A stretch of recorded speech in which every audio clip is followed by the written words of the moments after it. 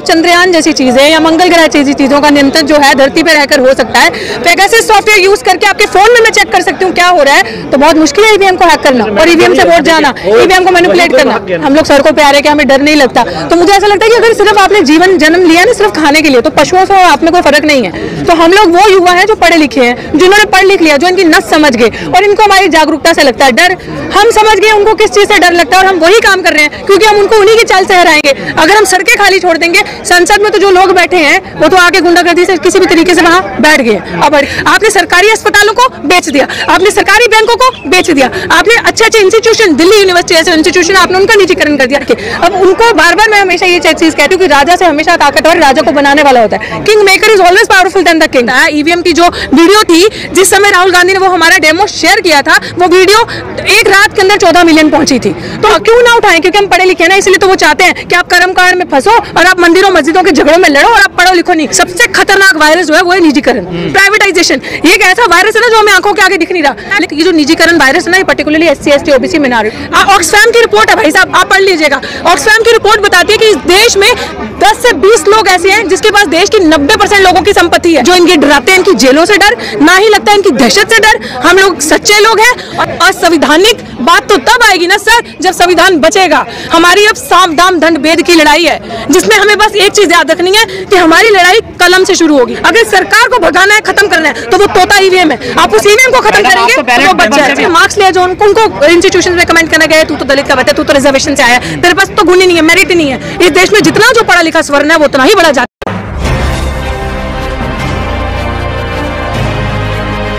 गाजी news channel, सबसे पहले देश और समाज की खबरें। दुनिया का आप मुझे बता दीजिए कोई ऐसा कंप्यूटर है या कोई ऐसी मैनमेड मशीन है जो टेम्पर नहीं हो सकती या हैक नहीं हो सकती। मैं आपसे ये सवाल पूछना चाहती हूँ पत्रकार जी, अगर आपका फोन है, आपके फोन को बड़ा आसान है मेरे लिए हैक करना, अगर मैं सॉफ्टवेयर या अच्छी समझ रखती हूँ चीज़ों की, ऑनलाइन अच्छे से चीज़ें यूज़ कर सकती हूँ, तो मुझे नहीं लगता कि कोई चीज़ मेरे लिए मुश्किल है। और आप मुझे बताएं, जब चंद्रयान जैसी चीज़ें या मंगल ग्रह जैसी चीज़ों का नियंत्रण जो है धरती पे रहकर हो सकता है, पेगासस सॉफ्टवेयर यूज़ करके आपके फ़ोन में मैं चेक कर सकती हूँ क्या हो रहा है, तो बहुत मुश्किल है ईवीएम को हैक करना और ईवीएम से वोट जाना, ईवीएम को मैनिपुलेट करना। देखिए आप लोग चुनाव नहीं लड़ते, लेकिन आपको चीज का दुख है कि ईवीएम में कहीं ना दिक्कत हो रही है। बिल्कुल, लेकिन जो लोग चुनाव लड़ते हैं, जो प्रत्याशी चुनाव लड़ते हैं, उन्हें कोई दिक्कत नहीं है, वो कहते हैं कुछ गड़बड़ ही नहीं है। दुर्भाग्य यही है कि उन्हें लगता है कि गड़बड़ नहीं है और उन्हें पता है। मैं वही जैसे अभी बहुत अच्छा रतनलाल जी ने बताया यहाँ पे कि जब आपको अपनी कुर्सी के से प्यार है ना, आपको लालच अपनी कुर्सी से, जब ये स्वार्थ हावी हो जाता है ना, तब आपको जनता की वो नहीं रहती। इसलिए बड़ा आप बार बार ये सवाल करते हैं कि हम लोग सड़कों पे आ रहे हैं कि हमें डर नहीं लगता, तो मुझे ऐसा लगता है कि अगर सिर्फ आपने जीवन जन्म लिया ना सिर्फ खाने के लिए, तो पशुओं से आप में कोई फर्क नहीं है। तो हम लोग वो युवा है जो पढ़े लिखे हैं, जिन्होंने पढ़ लिख लिया, जो इनकी नस समझ गए और इनको हमारी जागरूकता से लगता है डर। हम समझ गए उनको किस चीज से डर लगता है और हम वही काम कर रहे हैं, क्योंकि हम उनको उन्हीं की चाल से हराएंगे। अगर हम सड़कें खाली छोड़ देंगे, संसद में तो जो लोग बैठे हैं वो तो आके गुंडागर्दी से किसी भी तरीके से वहां बैठ गए अब बढ़ के। अब उनको बार बार मैं हमेशा ये चीज कहती हूँ कि राजा से हमेशा ताकतवर राजा को बनाने वाला होता है। King maker is always powerful than the king. तो वो हम किंग मेकर हैं, तो हमें अगर हमारी जागरूकता होगी, हम एक साथ हो गए, तो अगर हमने सड़कें भर दी तो हम तो किसी का भी कॉलर पकड़ के पूछ सकते हैं ना। आपको नहीं लगता जितना ईवीएम का आप लोग मुद्दा बना रहे हैं, उससे कहीं दूसरी चीजों पे भी आप लोगों को करना चाहिए? मैं कहती हूँ कि अच्छा, कौन सी ऐसी लड़ाई है जो हमने नहीं लड़ी? निजीकरण पे हम बोल रहे हैं, निजीकरण पे जागरूक लोगों को हम करें, डिमोनेटाइजेशन पे हम आए सड़कों पर। 2 अप्रैल का आंदोलन हमने लड़ा, रोस्टर का आंदोलन हमने लड़ा, SC ST एक्ट जब डिलीट हुआ उनका आंदोलन हमने लड़ा, रिसेंटली किसान आंदोलन जो है सड़कों पे जागरूकता आपने देखी, वो हम लोग लड़े। अब इससे ज्यादा आप क्या कहते हैं हम नहीं लड़े? जितना ईवीएम पे ठीक रखा जा रहा है, आपको नहीं लगता कि संगठन मजबूत करने चाहिए? बिल्कुल लगाने चाहिए, लोगों के बीच जाना चाहिए। देखिए हमें बिल्कुल, हम जा रहे हैं। आप यकीन मानेंगे कि शायद ये जो कुछ चंद चेहरे आपको सोशल मीडिया पे बोलते दिखते हैं, जो अपने में ही विपक्ष का रोल भी प्ले करते हैं। मुझे नहीं पता 2014 के बाद से हमारा विपक्ष कहाँ गया, क्योंकि मैं एक युवा हूँ। मैंने विपक्ष की विफलता देखी, मैंने विपक्ष को किसी एंगल पे नहीं देखा प्रमुख भूमिका निभाते हुए, चाहे कोई मर रहा है, चाहे किसी के साथ शोषण हो रहा है, किसी का रेप हो रहा है। जब आंदोलन वो युवा अपनी आवाज उठा के बुलंद करता था, सोशल मीडिया पे वायरल होता था, तब विपक्ष जो था अपनी गफलत की नींद से उठ के आके हमारा साथ देता था। कहीं भी विपक्ष ने ऐसा मूवमेंट लीड नहीं किया। जैसे अभी सर ने बताया है, ईवीएम की जो वीडियो थी जिस समय राहुल गांधी ने वो हमारा डेमो शेयर किया था, वो वीडियो एक रात के अंदर 14 मिलियन पहुंची थी। तो अगर इतनी ही संवेदना आपको थी, आप हित समझते थे, तो आपको इस मुहिम को आगे बढ़ाना चाहिए था, उठाना चाहिए था।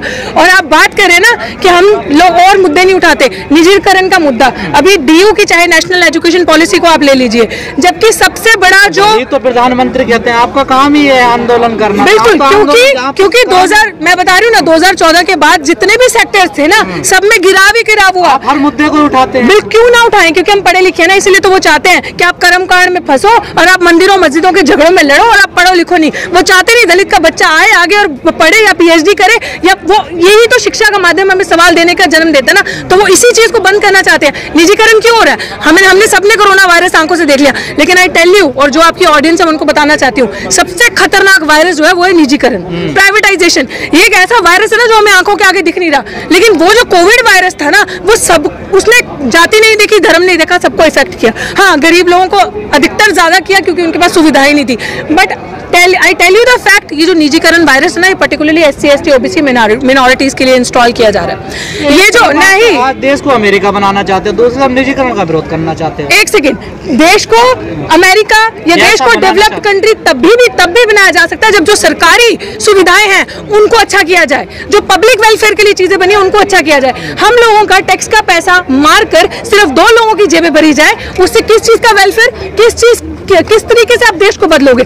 आपने सरकारी अस्पतालों को बेच दिया, आपने सरकारी बैंकों को बेच दिया, आपने अच्छे इंस्टीट्यूशन, दिल्ली यूनिवर्सिटी जैसे इंस्टीट्यूशन, आपने उनका निजीकरण कर दिया। आप NEP जैसी पॉलिसीज लेके आ रहे हैं। आप चाहते हैं जिसका बाप सीवर में उतरता है सुबह और शाम को वो बच्चा रोटी खाता है या मजदूरी करके सुबह पानी खड्डा खोदते हैं, शाम को पानी पीते हैं, आप चाहते हैं उनका बच्चा हर 3 महीने में 3-3 लाख रुपए, 4-4 लाख रुपए फीस दे और पढ़े?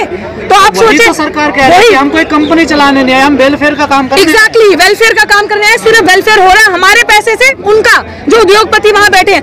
ऑक्सफैम की रिपोर्ट है भाई साहब, आप पढ़ लीजिएगा। ऑक्सफैम की रिपोर्ट बताती है कि इस देश में 10 से 20 लोग ऐसे हैं जिसके पास देश की 90% लोगों की संपत्ति है। मैं नहीं कह रही, ऑक्सफैम एक NGO है, बहुत माना दाना, उसकी रिपोर्ट कह रही है। तो कौन वो 10 से 20 लोग हैं? और वो जो वेल्थ है, जो 10 से 20 लोग हैं, इस कोरोना काल के अंदर 3 सालों में उनकी वेल्थ जो है, जो सालाना जो उनकी इनकम है, वो डबल हो गई है, मल्टीप्लाई होगी, डबल नहीं ट्रिपल मल्टीप्लाई होगी। कैसे? मतलब नहीं है, जनता को मतलब नहीं है ना, हम जनता है ना। देखिए 80-20 से मैं आपकी बात मान रही हूँ, लेकिन हम ही वो जनता है, हम उनका नेतृत्व करेंगे, हम उन्हें सिखाएंगे। क्योंकि ना ही तो लगता हमें इनकी बकवास जो इनके डराते हैं, इनकी जेलों से डर, ना ही लगता है इनकी दहशत से डर। हम लोग सच्चे लोग हैं। और बात जैसे सर ने भी अभी बड़ी अच्छी बात करी कि हम कुछ गैर संविधानिक असंविधानिक नहीं कर रहे, लेकिन मैं उनकी बात में एक चीज ऐड करना चाहूंगी। असंविधानिक बात तो तब आएगी ना सर जब संविधान बचेगा। हमारी अब साम दाम दंड भेद की लड़ाई है, जिसमें हमें बस एक चीज याद रखनी है कि हमारी लड़ाई कलम से शुरू होगी। हम लाठी नहीं उठाएंगे, विल पिक पेन, और हम उससे भी दुनिया चेंज कर सकते हैं। और आपके सोशल मीडिया कैसे वही मैं आपको बता रही हूँ। देखिए, जब सड़कें सुनसान नहीं रहेंगी, जब उनको नॉक किया जाएगा, उनकी हर गलती पे जागरूक होकर बुलंद आवाज उठाई जाएगी, तो संविधान भी बदलेगा, सरकार भी बदलेगी, और सरकार झुकेगी भी जिस तरीके से जब किसानों का आंदोलन होता है, कृषि कानून के सामने झुकी, इस तरीके से झुकेगी। बात है हमारी जागरूकता की, हम हर दिन वो कदम उठा रहे हैं। आप कहते हैं ना कि हमें जैसे आपने कहा कि आप लोग आंदोलन करते हैं, वो हमें आंदोलन जीवी कहते हैं। आप मुझे बता दीजिए 2014 के बाद से कौन सा ऐसा सेक्टर है जिसमें बढ़ोतरी हुई है? मुझे लगता है कि आंदोलन ही ऐसा सेक्टर बन चुका है जिसमें बढ़ोतरी हुई, क्योंकि उन्होंने छोड़ा ही नहीं हमारे लिए रास्ता। तो कितना ही यूनिवर्सिटी तो नहीं देती है ना। देखिए मैंने आपको कहा ना, आप जनता के वोट की बात कर रहे हैं ना, हम EVM की बात करते हैं। हम नहीं कहते जनता वोट देती है। एक वो कहानी सुनी है ना कि एक राक्षस था, पता नहीं राजा था, जिसकी जान उस तोते में फंसी हुई थी, तो उन्होंने कहा कि अगर इसको मारना है, इस तोते को मारिए। अगर सरकार को भगाना है, खत्म करना है, तो वो तोता EVM है। आप उस EVM को खत्म करेंगे तो वो बच जाएगा। एक सेकंड, आप तो बैलेट पेपर से भी चुनाव हार जाते हैं। आप करवा के देख लीजिए, आपको सच्चाई पता चल जाएगी। नहीं हुए थे जिला पंचायत के, एक सेकंड, जिला पंचायत के चुनाव बैलेट पेपर से हुए, लेकिन उसके ऊपर प्रशासनिक गुंडागर्दी होती है। उसके ऊपर जब आप अंदर जाते हैं, जो बाहर बैठा आप सोचते हैं ये रक्षा करेगा, वो सबसे बड़ा गुंडा है उसकी। वहां आपका SDM होगा, ये वो होगा, आपको पता भी नहीं चलेगा कब डरा धमका के स्याही लगाएंगे आपके, और आपका वोट कैसे, आपकी स्टैम्प कैसे लगा दिया जाएगा। तो बहुत सारी चीजें जिसपे हमें एक प्लानिंग, एक स्ट्रैटेजी के साथ चलने की जरूरत है। होगी बैलेट पेपर से भी, तो फिर अब रास्ता क्या बचा? रास्ता यही बचा कि जो भी हमारे प्रत्याशी उतरे, जो भी हम सारे लोग हैं, युवा हैं, अपना एक सामूहिक प्लानिंग करके, स्ट्रैटेजी करके आंदोलन करें, लोगों को जागरूक करें जिले जिलों में जाके, जो कि हम कर रहे हैं, जो कि हम जा रहे हैं गांव-गांव में। अभी मैं सारी चीजें सोशल मीडिया पे नहीं बता सकती। विपक्ष के नेता एसी में ज्यादा सोने का शौक पड़ गया उनको।